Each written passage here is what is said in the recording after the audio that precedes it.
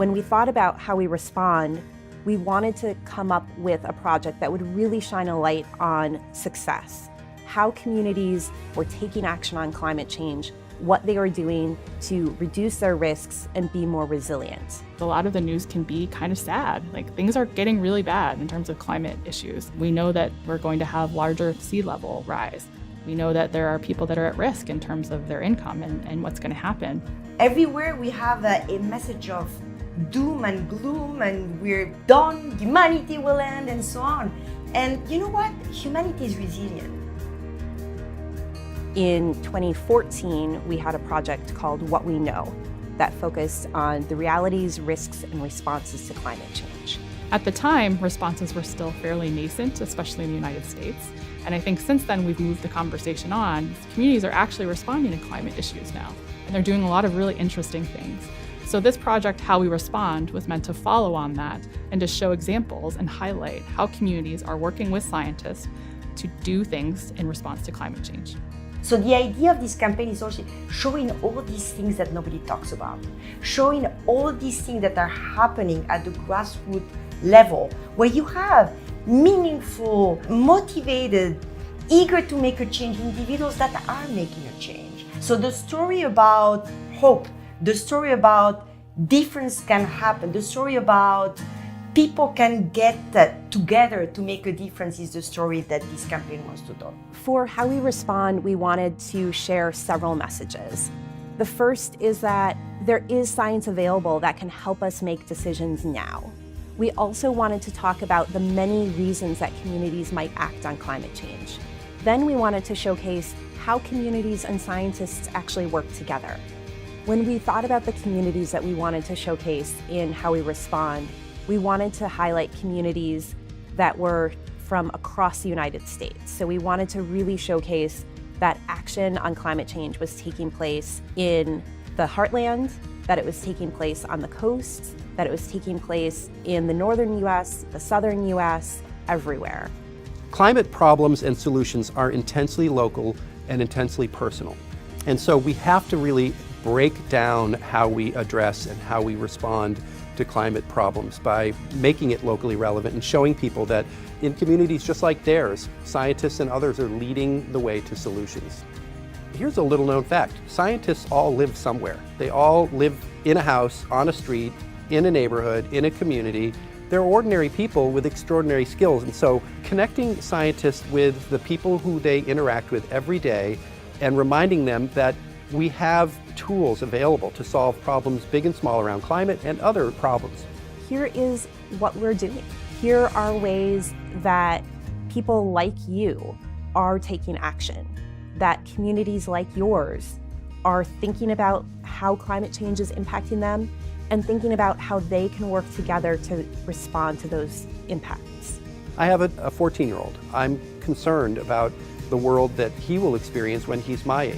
I want to be one of the people among thousands and thousands, and I want more people to join us to say, at the end of our careers, I did everything I could, and I did a lot. We wanted to show that there is hope and that there is something that we can do now to respond to climate change.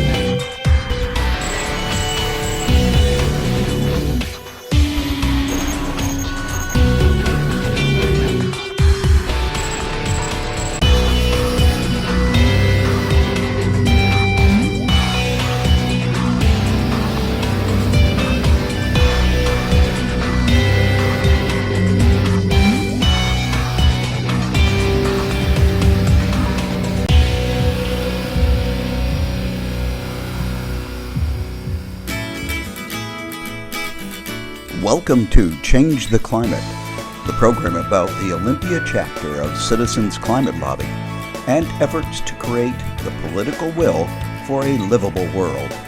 Now here's your host, Ari Simmons. Hi, my guest today is Barb Scavizze, and she's the Digital Communications Coordinator for Thurston Climate Action Team and a dynamite climate activist in our community. Hi, Barb. Oh, hi, Ari. How are you? Oh, I'm great. Thanks for inviting me to talk to you today about all my favorite subjects. I'm so excited that you could join us today. So, tell the audience who you are and how you got started. Okay, well, I was born and raised in Detroit, Michigan, and there were 8 kids in my family, so my dad had this motto, waste not, want not.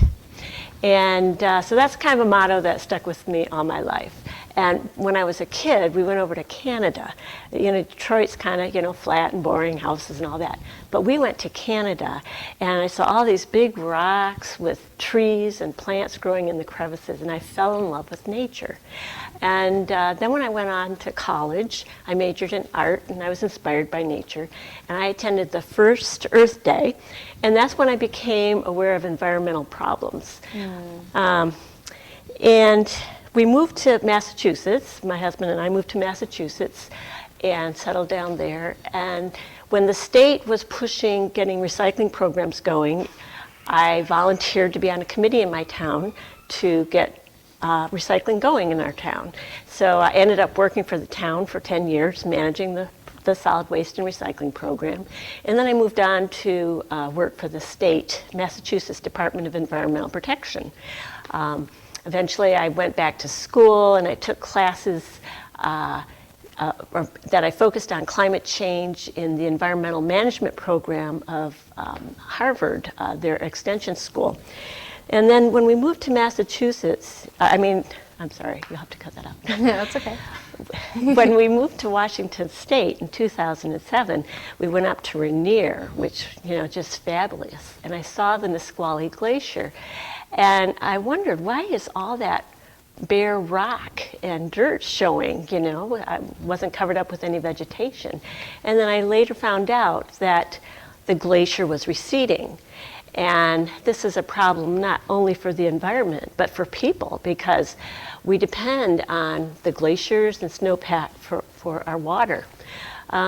So then I started to realize this is a serious problem. What can we do about it? And the problem is that we are producing too much carbon dioxide. We're wasting the carbon that we have by burning our fossil fuels, cutting down our trees, in our agricultural systems, digging up the soil and exposing all the carbon instead of storing it in the soil. And, you know, now I've got grandkids, and what can I do about this? I can't just sit back and not do anything. So I became a climate reality leader. I was trained by Al Gore, and one of the things that he would say is change minds, not light bulbs. And he encouraged people to vote and get out into the community and take action. Well, you know, this can be a kind of a daunting task, so a good way to start is with the low carbon diet, a 30-day program to lose 5,000 pounds of carbon, that is. So this program consists of 4 sessions. You form eco-teams, and the first thing you do is you calculate your carbon footprint, and then you take the small steps of changing your lifestyle practices, like turning down the thermostat, getting LED bulbs, you know, that kind of thing. And then the next session, you talk about your household systems. Maybe get an energy audit for your house and seal the leaks, use cold water when you wash your clothes, things like that. And then the last step is to empower others to take action. And here in Thurston County, we have a great way for people to take action and get involved. And that's the Thurston Climate Action Team. Of course. So tell us a little bit about TCAT. Well, TCAT was established in 2009, and it's a local nonprofit, and it's been all volunteer up until recently, dedicated to creating a healthy and sustainable future for Thurston County. 2 years ago, we got a grant, coordination project grant, and with those funds, they hired me, and you worked for me for a little bit, managing, you know, some things in the grant. We have a coordinating council that consists of a couple of people from each of several local organizations that are taking action on climate, like the Sierra Club, Black Hills Audubon, League of Women Voters, Citizens Climate Lobby. We all want to take action in our own way on climate change. And so we meet periodically, try to support each other. All of our events are entered onto a calendar that we have on the TCAT website. And we also send out a weekly newsletter that goes to, we have almost 1,000 people on our newsletter list now. And if you want to get our newsletter, just go to thurstonclimateaction.org/subscribe. And if you want to volunteer for TCAT, you can also fill out the form there to volunteer. We have a speakers bureau that we're developing, and we will be adding more speakers to our website as time goes on.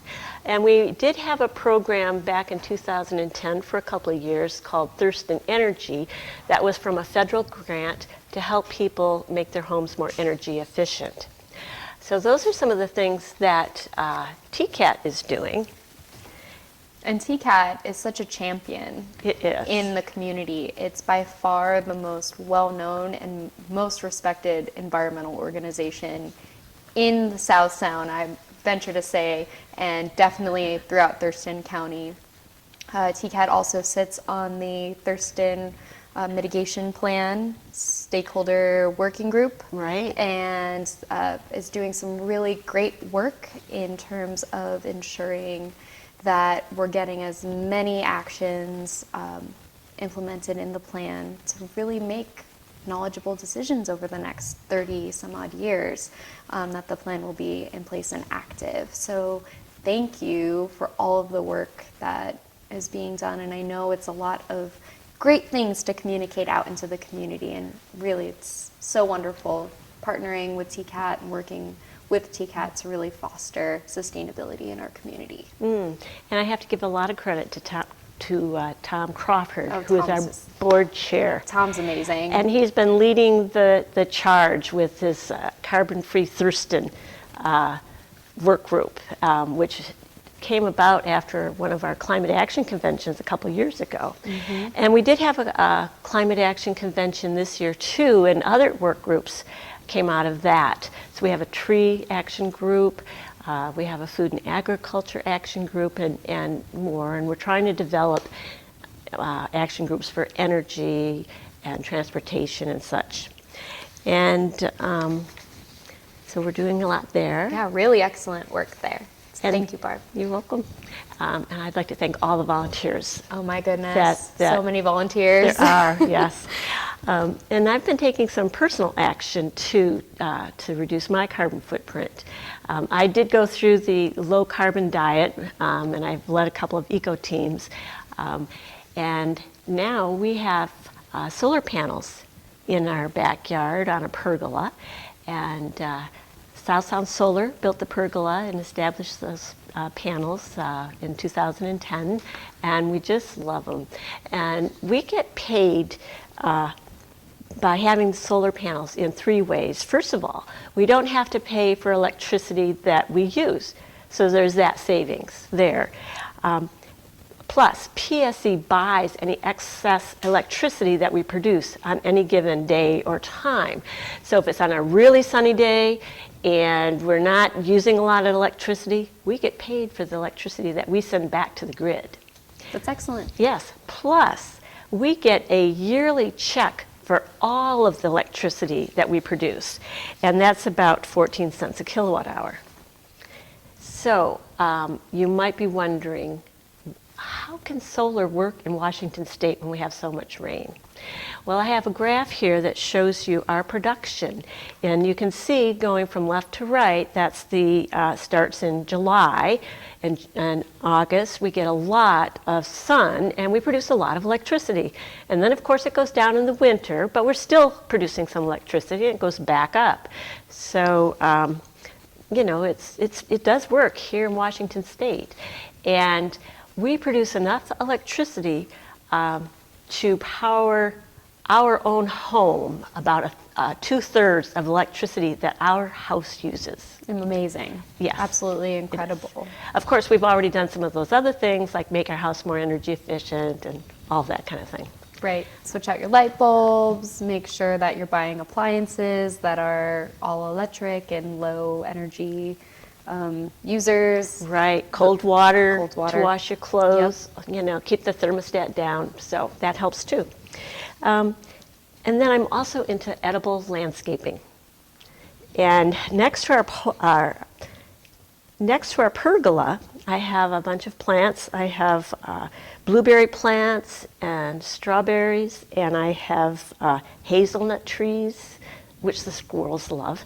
Of course. Someday I'll get to them before the squirrels do. And I have goji berries. And then along the side of our house, we have a fence that I have grapes growing and kiwi. And I also have some raspberries over there and some more strawberries. And then on our side yard, there had been a really big, row of bushes that needed to be pruned all the time, and it was getting kind of expensive. So we cut those down, and I replaced them with, I've got some blueberry bushes, more blueberry bushes. I love blueberries, and they freeze well. And I've got some creeping raspberry, which is a really nice ground cover that helps hold the soil together. It's really good for slopes, and it does produce a delicious berry. And then we also bought last year a plug-in hybrid Prius. Yeah, I know you call it your hot rod. It's my hot rod. It is the hot rod. It totally is. Yes, bright red. I love that car. It's a Prius Prime, right? Prius Prime. What year?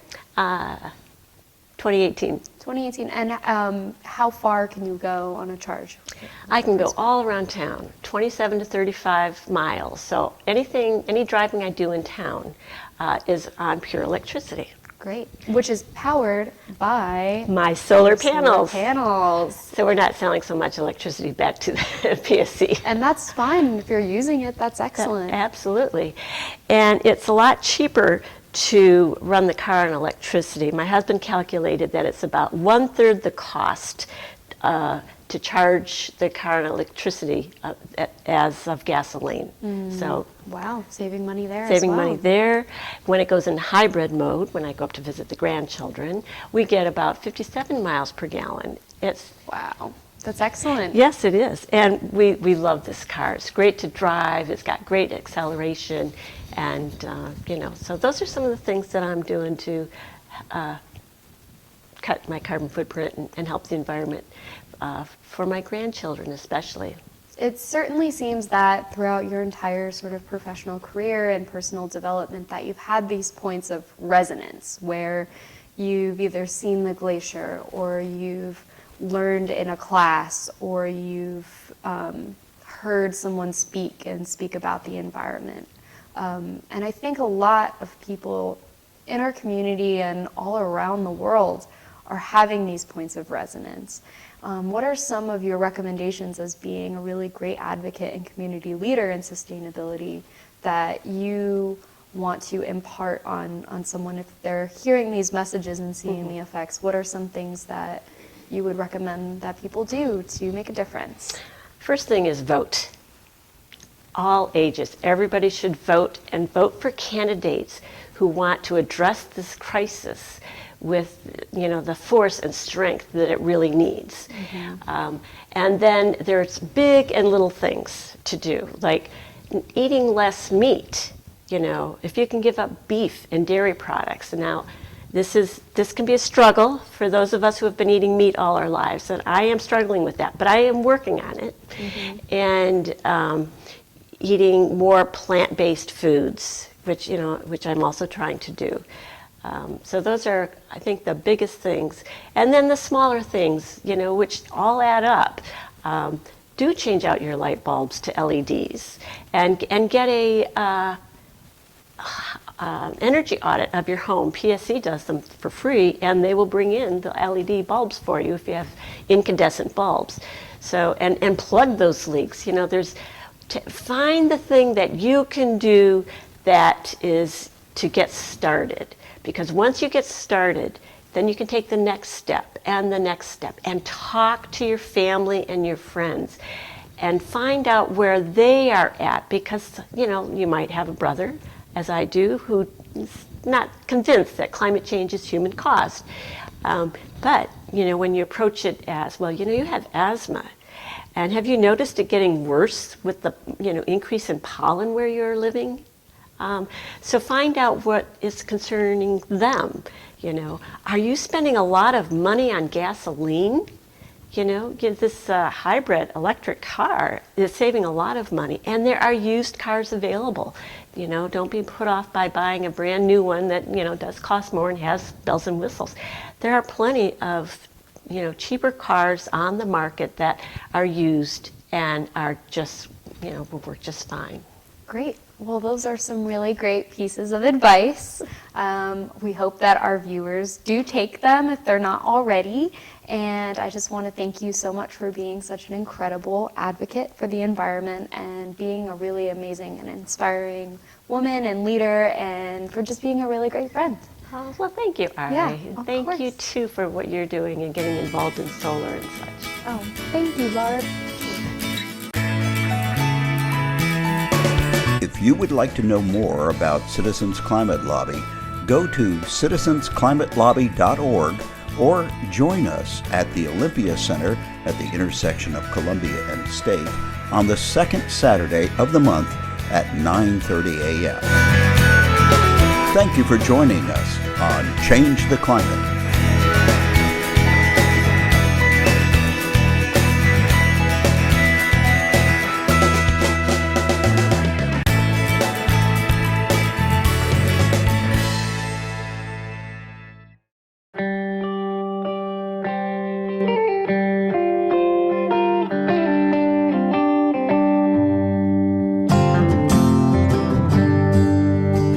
There are areas of the city that are more prone to flooding, and there are corners that will flood first and drain last. And those are the hot spots that the city needed to know about in terms of figuring out where we should be putting our green infrastructure projects, where we need to be focusing our attention for engineered solutions to our flood risk.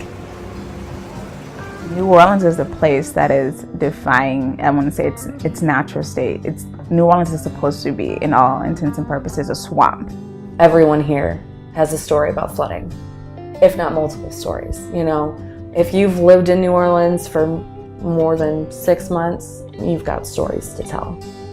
So when it comes to climate change, it's often just communicated with data. And so I had a back of a napkin idea about reversing the entire process of working with communities and having them say, I've noticed this. I've noticed this changing in my daily life. I said, why don't we start by giving people these rain gauges and having them document their blocks and understand their flood risk and saying, this is what's changing in my backyard, and how does that relate to the bigger picture changes in the data? And that very idea of flipping the script on how climate change had been traditionally communicated was kind of the birth of Icy Change. And so Icy Change is about answering questions I care about in my daily life around climate change. And we want to make it for communities to tell us whatever they think about what's changing in their environment and in their community that's important to them. It's its own kind of social media that we invented to talk about climate change and weather. So you create a profile, it's on your phone, it's on your computer. We have Icy Changers in 118 countries talking about climate change. I am one of the community managers for Icy Change New Orleans. I have been able to just see people's excitement to want to get involved. Rather that's like just hosting a rain gauge or wanting to just take pictures and document what they're seeing. Really that qualitative data from community members is really essential. I don't understand what's going on from just a photo alone. There's got to be that annotation, that context, what this means to someone from this community. I kind of got more involved with Icy Change just on a volunteer observation basis. Literally anytime I was driving or walking or biking, anywhere I saw a puddle, I would take a picture and post about it. The more stories we get about a specific spot or a specific issue, the more people are like, oh, that is a problem.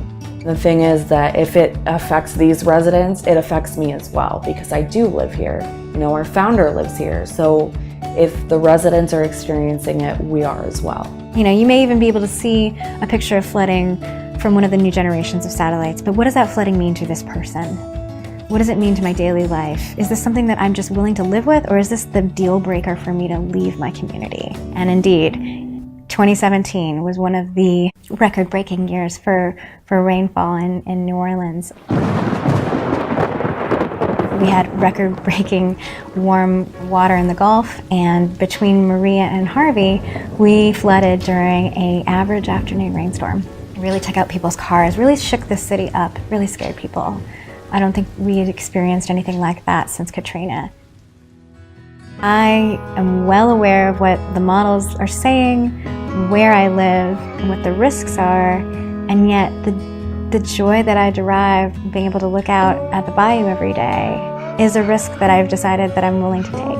I was born and raised here. New Orleans is a very cultural place. I think that's one thing that I want to say New Orleanians pride themselves on.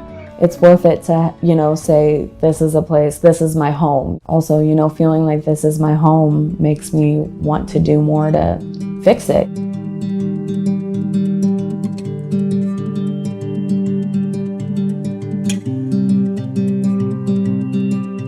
When it comes to adapting to climate change, it is not data or logic that's going to move the needle.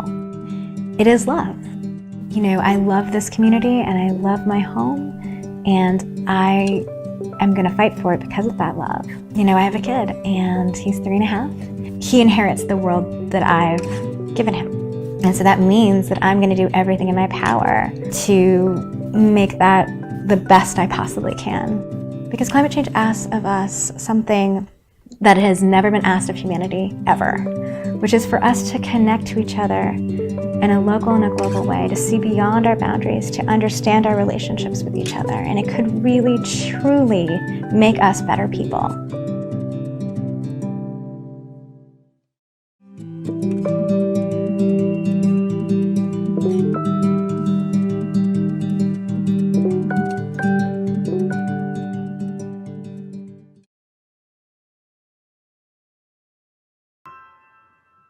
Today, I'm lobbying Congress on climate change. Just being here in general makes me really excited, so this is going to be really fun. I'm really excited to see what the outcome's going to be. This is kind of something I've always wanted to do, but it's really nerve-wracking because it's such an important task, and I feel like I have a lot of pressure because I really care about what I'm doing. So far, the teams have been very supportive of my first time. It just feels exhilarating, just getting a chance to work together and just change some lives. We all bring something to the table, and we all have our own talents, and when we all bring them together, we can really make a change.